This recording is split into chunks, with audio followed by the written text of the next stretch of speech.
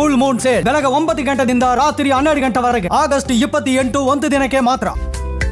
Common man ಇವತ್ತಿನಿಂದ ಅಧಿಕೃತವಾಗಿ tableau vehicle ಮುಖಾಂತರ ಜೊತೆಗೆ ಬಂಡಿ ಮಹಾಕಾಳಮ್ಮ ಸನ್ನಿಧಿಯಲ್ಲಿ ಆ ತಾಯಿಯ ಆಶೀರ್ವಾದದೊಂದಿಗೆ ಇವತ್ತಿನಿಂದ ಅಧಿಕೃತವಾಗಿ ಚಾಲನೆ. ಅಂದರೆ ಸಂಕ್ಷಿಪ್ತವಾಗಿ ಟ್ಯಾಬ್ಲೋ ಅನ್ನೋದು ಮುಖಾಂತರ ಇವತ್ತು ಎಲ್ಲ ರೀತಿಯ ಪಬ್ಲಿಸಿಟಿಗೆ ನಿರ್ದೇಶಕರು, ನಮ್ಮ ನಿರ್ಮಾಪಕರು ವಿತ್ ಮೈಕ್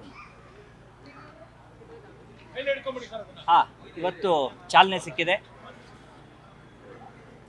ಸಿನಿಮಾ ಪ್ರತಿಯೊಂದು ಹಂತದಲ್ಲೂ ಫಸ್ಟ್ ಕಾಪಿ ಅಂತ ಏನು ಹೇಳ್ತೀವಿ ಅದೆಲ್ಲವನ್ನೂ ಕೂಡ ನೋಡಿದ ನಂತರ ನಮಗಿರ್ಬೋದು ಅಥವಾ ನಮ್ಮ ನಿರ್ಮಾಪಕರಿಗಿರ್ಬೋದು ನಮ್ಮ ಸಿನಿಮಾದ ಮೇಲೆ ಅತಿಯಾದ ಒಂದು ನಂಬಿಕೆ ಇದೆ. ಯಾಕೆಂತಂದರೆ ನನ್ನ ಬಗ್ಗೆ ಹೇಳಬೇಕಂತಂದರೆ ನಾನು ಮಾಡಿರೋಂಥ 3 ಸಿನಿಮಾಗಳು ಡೆಬ್ಯೂ ಡೈರೆಕ್ಟರ್ಗಳ ಜೊತೆ ಮಾಡಿರೋದು. ನಿಮ್ಗೆ ಗೊತ್ತಿದೆ, ಜೋಕಾಲಿ ಇರ್ಬೋದು, ರಾಜಹಂಸ ಇರ್ಬೋದು, ಕೆರೆಬೇಟೆ ಇರ್ಬೋದು. ಈಗ ಇದ್ದಕ್ಕಿದ್ದಾಗೆ ಒಂದೇ ಸರಿ ಪೀಕ್ ಲೆವೆಲ್ ಅಂದರೆ ಕನ್ನಡ ಚಿತ್ರರಂಗದ ಅಥವಾ ಭಾರತೀಯ ಚಿತ್ರರಂಗದಲ್ಲಿ ಅತಿ ಹೆಚ್ಚು ಚಿತ್ರಗಳನ್ನು ಮಾಡಿದಂಥ ಕೆಲವು ನಿರ್ದೇಶಕರಲ್ಲಿ ಸಾಯಿ ಸರ್ ಅಂಥವ್ರ ಜೊತೆಗೆ ಸಿನಿಮಾ ಮಾಡ್ತಾಯಿದ್ದೀವಿ. ಈ ಸಿನಿಮಾ ಸುಮ್ಮನೆ ಏನಾಗುತ್ತೆ ಗೊತ್ತಾ, ಸಿನಿಮಾ ಹಂಗೆ ಬಂದಿದೆ ಹೀಗೆ ಬಂದಿದೆ ಅನ್ನೋದು ಎಲ್ಲರೂ ಹೇಳೋ ಅಂಥದ್ದೇ. ನಾನು ಕೂಡ ಅದೇ ರೀತಿಯಲ್ಲೇ ಇಡೀ ಒಂದು ಸಿನಿಮಾ ಎಂಟರ್ಟೈನ್ಮೆಂಟ್ ಸಿನಿಮಾ ಇದೆ. ಇಡೀ ಸಿನಿಮಾ ನಿಮಗೆ ಯಾವ ಹಂತದಲ್ಲೂ ಬೇಜಾರಾಗಲ್ಲ. ಆಮೇಲೆ ಒಂದು ಇವತ್ತಿನ ವ್ಯವಸ್ಥೆಗೆ ಒಬ್ಬ ಕಾಮನ್ ಮ್ಯಾನ್ ಅಂತಂದರೆ ನಾವೆಲ್ಲರೂ ಕೂಡ ಕಾಮನ್ ಮ್ಯಾನ್. ಪ್ರತಿಯೊಬ್ಬ ಕಾಮನ್ ಮ್ಯಾನಲ್ಲೂ ಒಂದು ಕನಸಿರುತ್ತೆ, ಒಂದು ಹಠ ಇರುತ್ತೆ, ಒಂದು ಛಲ ಇರುತ್ತೆ, ಒಂದು ಏನೋ ಬದಲಾವಣೆ ಮಾಡಬೇಕು ಅನ್ನೋದು ಒಳಗಡೆಯಿಂದ ಒಂದು ಈ ಅಗ್ರೆಸಿವ್ನೆಸ್ ಇರುತ್ತಲ್ಲ, ಅವೆಲ್ಲದರ ರೂಪವೇ ಈ ಒಂದು ಕಾಮನ್ ಮ್ಯಾನ್ ಚಿತ್ರ ಇವತ್ತಿಂದ ಚಾಲನೆ ಹೊರಟಿದೆ. ಆಮೇಲೆ ನಾಯಕಿ on the way madam, on the way ಇದ್ದಾರೆ. ಸ್ವಲ್ಪ ಲೇಟ್ ಆಗಿದೆ ಯಾಕೆಂದರೆ ಅವರು ತಾಯಿಗೆ ನಿನ್ನೆ ಆಪ್ರೇಷನ್ ಆಗಿತ್ತು, ಹಂಗಾಗಿ ಅವರು ರಾಣಿಬೆನ್ನೂರಿಂದ ಬರ್ತಾ ಇದ್ದಾರೆ. ಹಂಗಾಗಿ ಸ್ವಲ್ಪ ಲೇಟ್ ಆಗ್ತದೆ. ಅವರು ಬಸ್ ಇಳಿದು ಮತ್ತೆ ಇನ್ನೊಂದು ಗಾಡಿ ಹಿಡ್ಕೊಂಡು ಬರ್ತಾ ಇದ್ದಾರೆ. ಅವರು ಬರೋ ಪರಿಸ್ಥಿತಿಯಲ್ಲಿ ಇರಲಿಲ್ಲ, ಬರ್ತಾ ಇದ್ದಾರೆ.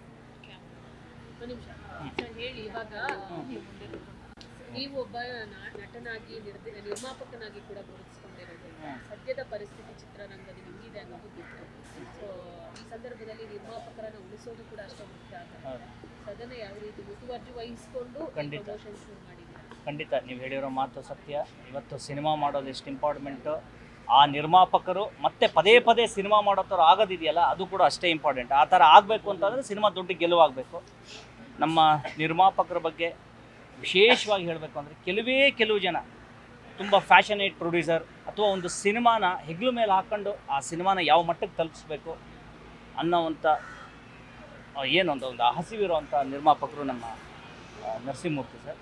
ಖಂಡಿತವಾಗೂ ಈ ಸಿನಿಮಾ ಅತಿ ದೊಡ್ಡ ಗೆಲುವನ್ನು ಅವ್ರಿಗೆ ತಂದುಕೊಡುತ್ತೆ. ಹಾಗಂತ ಹೇಳಿ ಸುಮ್ಮನೆ ಬೇಕಾಬಿಟ್ಟು ಏನೋ ಪ್ರಚಾರಗಳು, ಬೇಕಾಬಿಟ್ಟು ಏನೋ ಪ್ರಮೋಷನ್ ಆ ಥರದ್ದಂತಲ್ಲ, ಎಲ್ಲವೂ ಒಂದು ಪ್ಲ್ಯಾಂಡ್ ಆಗಿ ಇವರು ಕೂಡ ಪ್ರಮೋಷನ್ಗೆ ಇಳಿದಿರುವಂಥದ್ದು. ಸಿನಿಮಾನ ನೋಡಿದ ನಂತರ, ಕಾಪಿ ನೋಡಿದ ನಂತರ ಇವರು ಏನು ಕಮಿಟ್ಮೆಂಟಲ್ಲಿ ಏನು ಬಜೆಟಲ್ಲಿ ಸಿನಿಮಾ ಮಾಡ್ತೀವಿ ಅಂತ ಡೈರೆಕ್ಟರ್ ಸರ್ ಜೊತೆಗೆ ಮಾಡಿದ್ರು, ಹೆಚ್ಚು ಕಡಿಮೆ ಅದೇ ಒಂದು ಹಿಂದೆ ಮುಂದೆಲ್ಲ ಆಗಿದೆ ಅಲ್ವ ಸರ್? ತುಂಬ ಅಂದರೆ ಏನು ಒಂದು ಒಳ್ಳೆ ಬಜೆಟಲ್ಲಿ, ಒಂದು ಸ್ಟ್ಯಾಂಡರ್ಡ್ ಬಜೆಟಲ್ಲಿ ಸಿನಿಮಾ ಹೊರಟಿದೆ ಸರ್. ಈಗೇನಂದರೆ ಟಾಕ್ಸಿಕ್ ಫೀವರ್ ಶುರುವಾಗಿದೆ ಎಲ್ಲ ಕಡೆ. ಟಾಕ್ಸಿಕ್ ನಡುವೆ ನಿಮ್ಮ ಕಾಮನ್ ಮ್ಯಾನ್ ಹೋರಾಟ ಅಥವಾ ಪ್ರಮೋಷನ್ ಶುರುವಾಗಿರೋದು ಇದು ಎಷ್ಟರ ಮಟ್ಟಿಗೆ ವರ್ಕೌಟ್ ಆಗುತ್ತೆ? ಇಲ್ಲ ಮೇಡಮ್, ಈಗ ಏನಂದರೆ ಕಾಮನ್ ಮ್ಯಾನು ಮತ್ತು ಟಾಕ್ಸಿಕ್ಕಿಗೆ ಈಗ ಆಲ್ರೆಡಿ ಏನಂದರೆ ಒಂದು ಸಿನಿಮಾಗೆ ಒಂದು ಹ್ಯೂಜ್ ಫ್ಲೋ ಆಫ್ ಆಡಿಯನ್ಸ್ ಶುರುವಾಗುತ್ತೆ. ಆ ಒಂದು ಟೈಮಲ್ಲಿ ನಮ್ಮ ಸಿನಿಮಾದ ಸ್ಟ್ಯಾಂಡಿಗಳಿರ್ಬೋದು, ನಮ್ಮ ನಿಯರ್ಲಿ ಒಂದು 300-400 ಟಾಕ್ಸಿಕ್ ಥಿಯೇಟ್ರ್ಗಳಲ್ಲಿ ನಮ್ಮ ಸಿನಿಮಾದ ಮಿನಿ ಟೀಸರ್ ಬರುತ್ತೆ, ಆಡಿಯೋ ಟೀಸರ್ ಬರ್ತಾ ಇದೆ. ಅಲ್ಲೇನಂತ ಅಂದರೆ ನಮ್ಮನ್ನು ರೀಚ್ ಮಾಡೋದಕ್ಕೆ ಅಲ್ಲಿ ಪ್ರಯತ್ನ ಮಾಡ್ತಾಯಿದ್ದೀವಿ. ಟಾಕ್ಸಿಕ್ಕಿಗೆ ತುಂಬ ಜನ ಬಂದಷ್ಟು ಹೊರಗಡೆ ಸಿನಿಮಾ ನೋಡಬೇಕು ಅಂತ ಹೊರಗಡೆ ಹೊರಟ್ರೆ ಜನ, ಅದು ನೆಕ್ಸ್ಟ್ ನಮ್ಮಂಥ ಯಾವುದೋ ಒಂದು ಸಿನಿಮಾಗಳಿಗೆ ಖಂಡಿತವಾಗಿ ಹೆಲ್ಪ್ಫುಲ್ ಆಗುತ್ತೆ. ಅಂದರೆ ಜನ ಸಿನಿಮಾ ನೋಡಬೇಕು ಅಂತ ಆಸಕ್ತಿ ಇದೆ, ಆ ಆಸಕ್ತಿಗೆ ತಕ್ಕಂತೆ ನಾವು ಸಿನಿಮಾ ಕೊಟ್ಟರೆ ಬಂದೇ ಬರ್ತಾರೆ ಅನ್ನೋದು ಸಾಬೀತಾಗುತ್ತೆ. ಸರ್, ಕಾಮನ್ ಮ್ಯಾನ್ 25ಕ್ಕೆ ರಿಲೀಸ್ ಆಗ್ತಾ ಇದೆ. ಆ ಕಾಮನ್ ಮ್ಯಾನ್ ಒಳಗೆ ಏನೇನಿದೆ? ಕಾಮನ್ ಮ್ಯಾನ್ ಒಳಗೆ ಕಾಮನ್ ಮ್ಯಾನ್ನ ಹಠ ಇದೆ. ಸಿನಿಮಾಗಳು ಬಂದಿದ್ದಾವೆ, ಇದು ಆ ಎಲ್ಲ ಸಿನಿಮಾಗಳಿಗೆ ಯಾವ ಥರ ವಿಭಿನ್ನವಾಗಿ ನಿಲ್ಲುತ್ತೆ? ಈ ಕಾಮನ್ ಮ್ಯಾನೇ ಟೈಟ್ಲೇ ಹೇಳೋ ಹಾಗೆ ಒಂದು ಕಾಮನ್ ಮ್ಯಾನಿನ ಕನಸು, ಕಾಮನ್ ಮ್ಯಾನಿನ ಹಠ, ಕಾಮನ್ ಮ್ಯಾನಿನ ಛಲ. ಪ್ರತಿಯೊಬ್ಬನಲ್ಲೂ ಒಂದು ಇದಿರುತ್ತೆ, ನಾನು ಈ ರಾಜ್ಯದ ಮುಖ್ಯಮಂತ್ರಿ ಆದರೆ ಅಥವಾ ನನ್ನ ಕೈಯಲ್ಲಿ ಯಾವುದಾದ್ರು ಅಧಿಕಾರ ಇದ್ದರೆ, ನನ್ನ ಕೈಯಲ್ಲಿ ಏನಾದರೂ ಒಂದು ಶಕ್ತಿ ಇದ್ದರೆ, ನನ್ನ ವ್ಯವಸ್ಥೆಯಲ್ಲಿ ಏನಾದರೂ ಒಂದು ಈ ಥರ ಬದಲಾವಣೆ ಮಾಡ್ತೀನಿ ಅನ್ನೋದು, ಆ ಒಂದು ಹಠ ಛಲ ಇರೋವಂಥ ವ್ಯಕ್ತಿಯ ಆ ಒಂದು ಕನಸು, ಆ ಒಂದು ಏನಾದ್ರು ಒಂದು ಅವಕಾಶ ಸಿಕ್ಕಿದರೆ ಏನು ಮಾಡಬೇಕು ಅನ್ನೋದನ್ನು ಇವತ್ತೇನು ನಮ್ಮ ಸಮಾಜದಲ್ಲಿ ಸಾಮಾನ್ಯದೊಂದು ಮಾತಾಡೋದೇನೋ, ನಮ್ಮ ಕಾಕಿ ಕಾವಿ ಕಾದಿ ಈ ಅಧಿಕಾರ ವ್ಯವಸ್ಥೆ ಸರಿ ಇಲ್ಲಪ್ಪ, ರಾಜಕಾರಣಿಗಳ ವ್ಯವಸ್ಥೆ ಸರಿ ಇಲ್ಲ, ಜೊತೆಗೆ ನಮ್ಮ ಜನ ಕೂಡ ನಾವು ಅಂದ್ಕೊಂಡಾಗೆ ಎಲ್ಲ ರೀತಿಲೂ ಈಗ ನಮ್ಮ ದೇಶದ ಅತಿ ದೊಡ್ಡ ಸಂಪತ್ತೇನು ಹೇಳಿ, ಮಾನವ ಸಂಪನ್ಮೂಲನೇ ಅತಿ ದೊಡ್ಡ ಸಂಪತ್ತು. ಆ ಮಾನವ ಸಂಪನ್ಮೂಲನ ಯೂಸ್ ಮಾಡಿಕೊಂಡು ನಾವು ಎಷ್ಟು ಚೆನ್ನಾಗಿ ನಮ್ಮ ದೇಶನ ಪ್ರತಿಯೊಂದು ರೀತಿಯಲ್ಲೂ ಅದ್ಭುತವಾಗಿ ತೊಗೊಂಡು ಹೋಗ್ಬೋದು. ಆದರೆ ನಾವು ಅದನ್ನು ಎಷ್ಟರ ಮಟ್ಟಿಗೆ ನಾವು ಕೂಡ ಸಾರ್ವಜನಿಕರಾಗಿ ನಾವೇನು ಮಾಡ್ತಾ ಇದ್ದೀವಿ, ಎಲ್ಲವೂ ಪಾಯಿಂಟ್ಗಳ ಮೇಲೆ ಸಿನಿಮಾ ಹೊರಟಿದೆ. ಕಾಮನ್ ಮ್ಯಾನ್ ಸ್ಪೆಷಲ್ ಆಗಿರುತ್ತೆ.